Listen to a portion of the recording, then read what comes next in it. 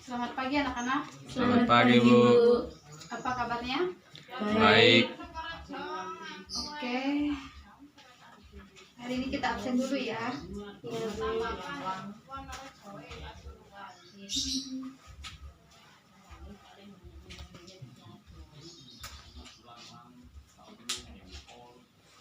Dewi Hadir. Gemalia Elu, Izin. Ferdinanda, Ada, Bu. Yosef, Ada, Bu. Franciscus, Ada. Adriana, Sakit.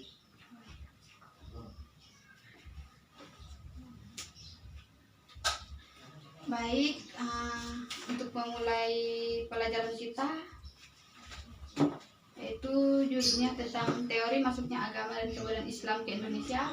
Apa ada yang udah tahu? Belum, Bu. Oke. Ibu jelaskan.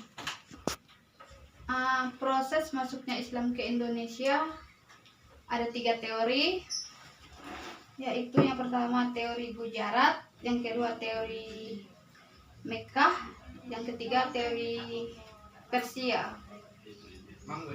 Yang pertama teori Gujarat. Teori Gujarat muncul pada abad ke-13. Teori ini menyatakan bahwa Islam ke Nusantara lewat wilayah Gujarat, India. Dibuktikan adanya kesamaan pada ajaran tasawuf di Indonesia. Ada kemiripan dengan ajaran tasawuf yang ada di India. Dasar-dasar yang melatar belakangi teori tasawuf yaitu yang pertama, adanya hubungan dagang antara Indonesia dengan India berjalannya telah lama melalui rute Indonesia, Kambai, Timur Tengah, dan Eropa. Yang B, ditemukannya peninggalan batu nisan Sultan Samudra Pasai, yaitu Malik Al-Kisaleh tahun 1297 yang bercorak khas Gujarat. Tokoh yang mendukung teori Gujarat, Snok Hurgon dan Benat Wike.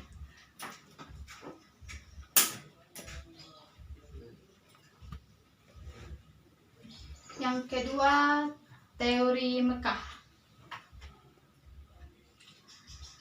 Teori ini menyatakan bahwa Islam di Nusantara berasal langsung dari Arab Saudi pada abad ke-7 Masehi. Ini terjadi karena hubungan para pedagang dari Arab, Nusantara, dan Asia Timur. Berikut di sini ada dasar-dasar masuknya Islam ke Nusantara berdasarkan teori Arab. Yang pertama, adanya perkampungan Arab sejak abad ke-7 tahun 674 Masehi di pantai barat Sumatera. Yang B, perkembangan mazhab Syafi'i di kerajaan Samudra Pasai dan banyak dianut oleh orang Mesir dan Mekkah. Yang C, raja-raja Samudra Pasai menggunakan gelar Al-Malik yang berasal dari Mesir.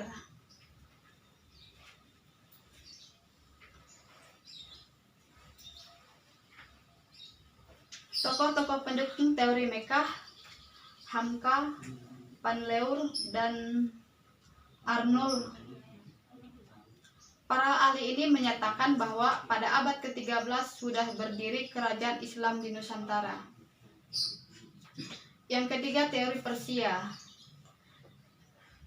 Menurut teori Persia, Islam masuk ke Nusantara abad ke-13. Islam berasal dari Persia atau Iran. Ini diperkuat dengan adanya paham Syiah pada masyarakat Persia. Adapun dasar-dasar masuknya Islam berdasarkan teori Persia. Yang pertama, adanya peringatan Asyuk atau 10 Muharram untuk memperingati meninggalnya Hasan dan Hussein yang merupakan cucu Nabi Muhammad. Yang B, adanya kesamaan ajaran Sufi yang dianut Saiki Siti Jemar dengan ajaran Sufi yang berasal dari Iran, yaitu Al-Halali.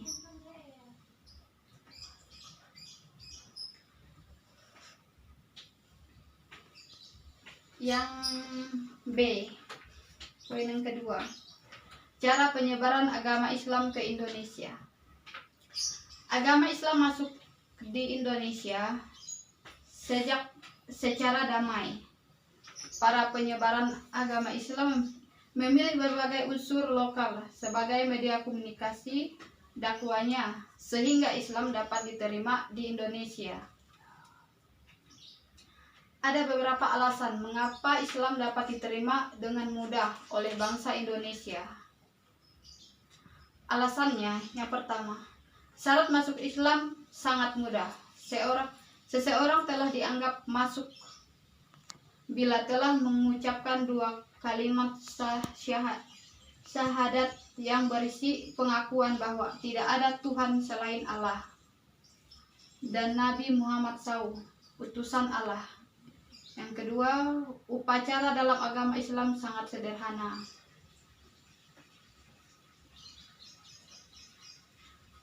Yang ketiga, agama Islam mengenal kasta dan menganggap semua manusia mempunyai kedudukan yang sama di hadapan Tuhan. Yang keempat, agama Islam disebarkan di Indonesia disesuaikan dengan adat dan tradisi bangsa Indonesia dan penyebaran tanpa kekerasan. Yang kelima, faktor politik ikut memperlancar penyebaran agama Islam di Indonesia, yaitu runtuhnya Kerajaan Sriwijaya dan Kerajaan Majapahit. Untuk proses masuk dan berkembangnya agama Islam ke Indonesia melalui beberapa jalur, diantaranya ada jalur perdagangan, jalur perkawinan, pendidikan, politik, dan kesenian. Yang pertama, melalui jalur perdagangan. Melalui kegiatan perdagangan, para mubaling datang ke bandara Indonesia, misalnya dari Selat Malaka, mengundang para mubalik dari Arab, Persia, dan Mesir untuk datang ke Indonesia. Informasi mengenai hal kehidupan masyarakat setempat mereka peroleh dari pedagang Muslim yang mereka tumpangi. Berdasarkan informasi itulah, para mubaling memperkenalkan ajaran Islam sesuai dengan kondisi masyarakat mereka setempat.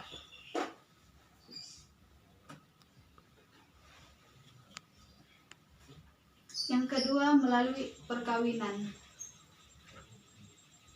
Bagi masyarakat pribumi, pedagang Muslim merencanakan dianggap sebagai kalangan terpandang karena kekayaan dan pengetahuannya. Kedudukan itu menarik kalangan penguasa pribumi atau bangsawan untuk menikahkan anak gadisnya dengan para pedagang. Sebelum menikahkan anak gadis harus menjadi muslimah dulu. Sebaliknya, jika kaum pribumi laki-laki harus menjadi muslim terlebih dahulu. Yang kedua bentuk perkawinan tersebut membentuk keluarga muslim. Keluarga muslim akan berkembang menjadi perkampungan muslim, lalu lebih luas lagi menjadi masyarakat muslim. Masyarakat muslim itu yang kemudian merintis berdirinya kerajaan muslim. Perkawinan secara muslim di kalangan terpandang memperlancarkan penyebaran pengaruh Islam. Misalnya perkawinan Raden Rahmat Sunan Ampel dengan Nyai Manila, Sunan Gunung Jati dengan Putra Kaungaten dan Brawijaya dengan Putri Jumpa yang menurunkan Raden Patah. Yang ketiga, melalui pendidikan. Nilai-nilai Islam melalui pendidikan dilakukan setelah masyarakat muslim terbentuk. Pendidikan diselenggarakan oleh guru agama, kiai, dan ulama. Mereka mendirikan pondok pesantren untuk mendidik para santri. Karena terbuka banyak di antara mereka yang menjadi santri, setelah selesai mereka kembali ke kampung halamannya masing-masing. Dan di sanalah, di kampung tempat kelahirannya, mereka menyebarkan agama Islam. Tokoh Islam yang mendirikan pesantren antara lain Raden Rahmadi Ampel dan Raden Paku atau Sunan Giri. Yang keempat, melalui pendidikan. Penyebaran Islam secara politik dilakukan oleh para penguasa, baik dalam lingkungan kecil maupun besar. Mereka mempunyai pengaruh dan menjadi panutan rakyat. Oleh karena itu, jika seorang penguasa masuk Islam, ia selalu diikuti rakyatnya.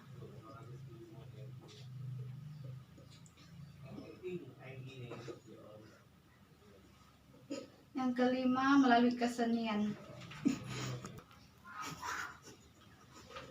Pertunjukan wayang merupakan salah satu sarana kesenian yang digunakan untuk menyebarkan Islam. Tokoh lahir memantaskan wayang adalah Sunan Kalijaga. Kisah yang ditampilkan dalam Mahabharata atau Ramayana selama pementasan disisipkan nilai-nilai Islam. Setelah selesai pertunjukan dalang tidak meminta upaya, tetapi mengajak para penonton untuk mengikutinya mengucapkan 2 kali syahadat.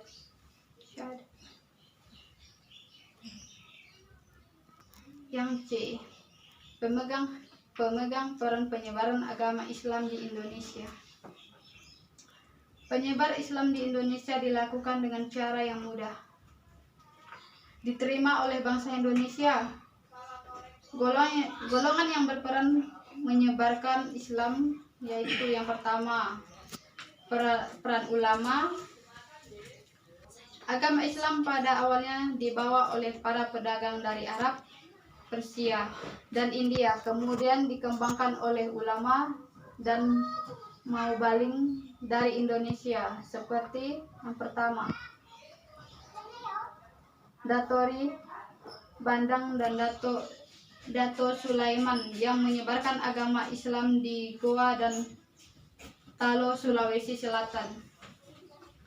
Yang kedua, Datori bersama Tuan Tunggari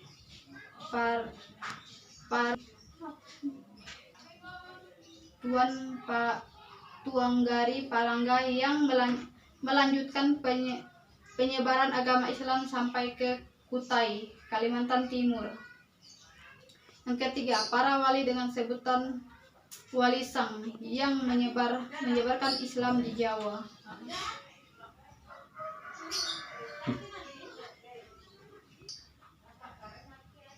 Nama suatu dewa Mubaling di Jawa. Apabila salah satu anggota dewan wafat, ia digantikan oleh wali yang lain berdasarkan musyawarah. Setiap wali mempunyai tugas melanjutkan penyiaran Islam di Pulau Jawa.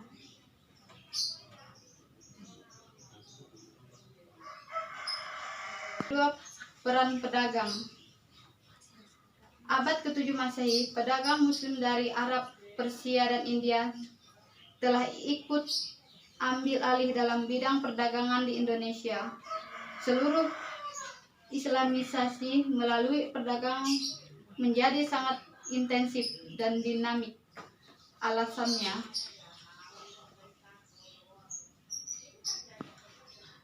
pertama, dalam Islam tidak ada pemisah antara manusia yang satu dengan yang lainnya. Sebagai Muslim wajib menyampaikan ajarannya kepada pihak lain. Yang kedua, Pedagang pada masa Islam di Indonesia sangat menguntungkan karena banyak golongan bangsawan dan raja yang ikut dalam perdagangan. Bahkan mereka menjadi pemilik kepala dan saham. Perpaduan tradisi lokal dan Islam di Indonesia. Akulturasi kebudayaan Islam dan di Indonesia yang di dalamnya ada unsur kebudayaan Hindu dan Buddha. Berpaduan ini bisa dilihat dalam wujud yang pertama, seni bangunan.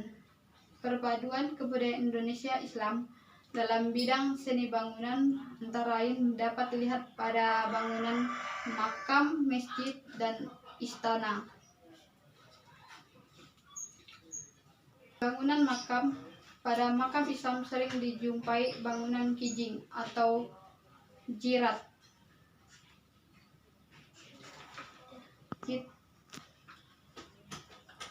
Bangunan masjid merupakan salah satu wujud budaya Islam yang berfungsi sebagai tempat ibadah. Di Indonesia, masjid mempunyai bentuk khusus yang merupakan perpaduan budaya Islam dengan budaya setempat. Oke, kita lanjut ke poin D. Perpaduan tradisi lokal dan Islam di Indonesia.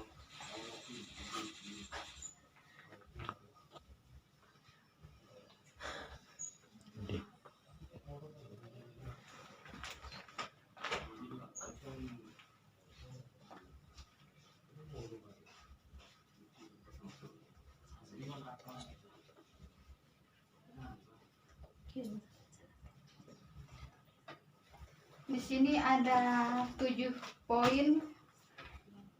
Yang pertama, poin seni bangunan.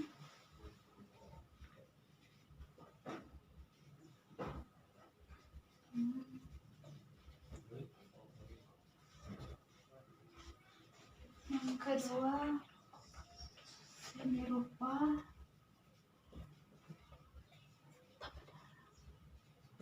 Yang ketiga,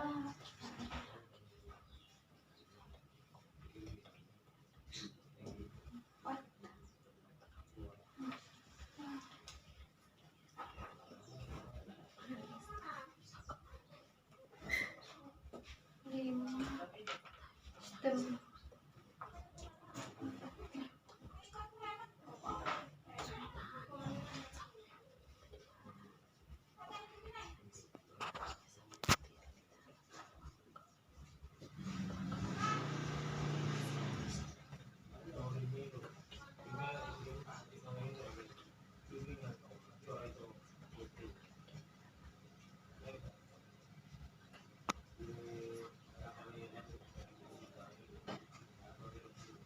Oke, di sini ada 7 poin.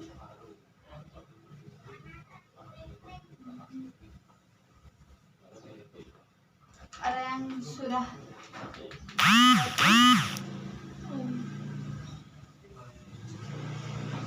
kalau belum, biar saya jelaskan satu persatu. Seni bangunan. Seni bangunan akulturasi kebudayaan Islam dan Indonesia yang di dalamnya ada unsur kebudayaan Hindu dan Buddha. Seni bangunan contohnya ada seperti bangunan makam. Bu, sama bertanya. Ya, Bu, seni rupa itu seperti apa ya? seni rupa. Contohnya seperti apa ya, Bu? Seni rupa wujud akulturasi budaya Indonesia dan Islam dapat dilihat pada ukiran bangunan seperti makam. Makasih, Bu. Ada yang ingin bertanya lagi? Yang belum mengerti di poin-poin? Bu bisa jelaskan tentang yang poin ke-7 filsafat. Oke. Contohnya juga, Bu. Iya. Filsafat merupakan disiplin ilmu yang berusaha menjawab masalah-masalah yang tidak terjawab oleh disiplin ilmu yang lain. Filsafat akan mencari suatu kebenaran yang hakiki. Dalam mencari kebenaran, umat Islam menggunakan pendekatan tasawuf. Tasawuf adalah ilmu yang mempelajari tentang orang-orang yang langsung mencari Tuhan karena terdorong oleh cinta dan rindu terhadap Tuhan.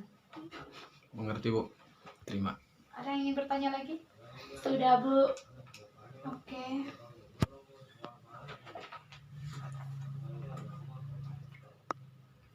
Udah paham semua? Sudah, Bu. Kalau begitu saya tutup aja ya. Iya, Bu. Baik, Bu. Nanti saya kasih tugas, ada berapa tugas? Ada 4 tugas ya, Ya, Bu. kumpul minggu depan. Terus untuk kesimpulannya di sini, masuknya pengaruh Islam ke Indonesia dapat diketahui oleh teori-teori masuknya Islam ke Indonesia dan bukti-bukti yang berupa catatan perjalanan nisan dan makam. Cara penyebaran agama Islam di Indonesia melalui perdagangan, perkawinan, pendidikan, politik, dan kesenian. Pemegang peran penyebaran agama Islam di Indonesia adalah para ulama dan pedagang muslim. Perpaduan antar tradisi lokal dan Islam terlihat pada bangunan seperti makam dan masjid, seni rupa, aksara, seni sastra, sistem pemerintahan, sistem kalender, serta filsafat seperti aliran kebatinan dan filsafat Jawa. Untuk pertemuannya saya tutup. Lanjut di minggu depan. Untuk tugasnya saya bacakan ya, dicatat. Tugas yang pertama menjelaskan cara penyebaran agama Islam ke Indonesia. Tugas yang kedua memahami bagaimana proses masuknya agama Islam ke Indonesia. Yang ketiga mendefinisikan bentuk peninggalan Islam ke Indonesia. Dan yang keempat menyebutkan pemegang peran penyebaran agama Islam ke Indonesia. Untuk tugasnya kumpul minggu depan ya, kita ketemu di minggu depan lagi. Iya, Bu. Pertemuan hari ini saya tutup. Selamat siang. Selamat siang, Bu.